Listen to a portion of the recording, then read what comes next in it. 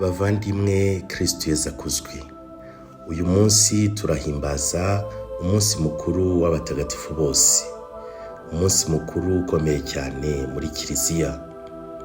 Ese abatagatifu ni bantu ki? Ese buri muntu wese ashobora kuba umutagatifu cyangwa harabo byagenewe?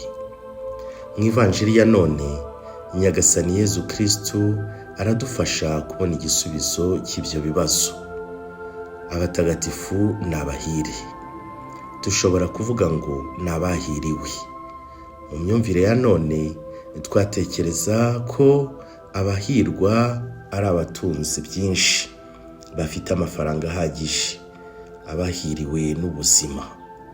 Ariko abo Yezu atubwira bahiriwe ni abakene ku mutima, abiyoroshya, abasonzeye ubutungane, abagira impuhwe, abakeye ku mutima, abanyamahoro, abatotezwa bahorwa Imana. Abo nibo batagatifu, nibo bahire ku Mana.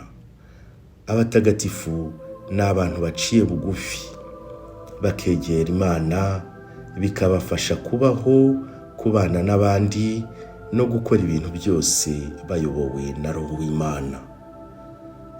Kureka Imana ikaba umugenga w'ubuzima nibyo bituma bitwa abatagatifu. Uwo muhamagaro rero ni uwa buri muntu wese. Twese duhamagarirwa kuba abatagatifu, duhamagarirwa kuba abahire. Kuba muri iriya mbaga nyamwinshi iturutse mu mahanga yose, mu miryango yose, mu bihugu byose no mu ndimi zose, nk'uko Mutagatifu Yohani abitubwira mu isomo rya mbere. Kuba umutagatifu kandi ntibisaba kuba umuntu udasanzwe, ubaho uburyo budasanzwe nk'uko benshi tujya tubyibwira. Ziriya ngingo nterahirwe Nyagasani Yezu atubwira mu ivanjiri, umuntu azibaho mu buzima bwa buri munsi, aho atuye, mu bo mubana, aho ukora, mu bo mukorana.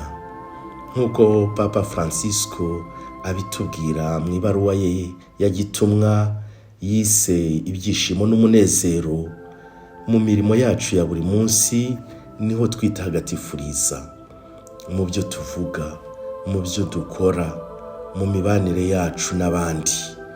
Ngaho aho duhamagarirwa kuba abahire, abana b'Imana koko bayoborwa nayo. Kuri uyu munsi mukuru w'abatagatifu bose, dusabe Nyagasani ngo adufashe guharanira kuba abatagatifu, kubaho tuyobowe n'Imana, tuyemerere ibe umugenga w'ubuzima bwacu.